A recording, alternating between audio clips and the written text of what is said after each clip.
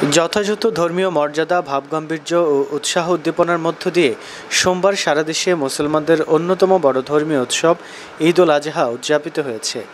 মহান আল্লাহর অপার অনুগ্রহ লাভের আশায় ঈদের জামাত শেষে ধর্মপ্রাণ মুসলমানরা সামর্থ্য অনুযায়ী পশু কোরবানি করেছেন। নামাজ শেষে মুসল্লিদের অনেকেই কবরস্থানে ছুটে যান।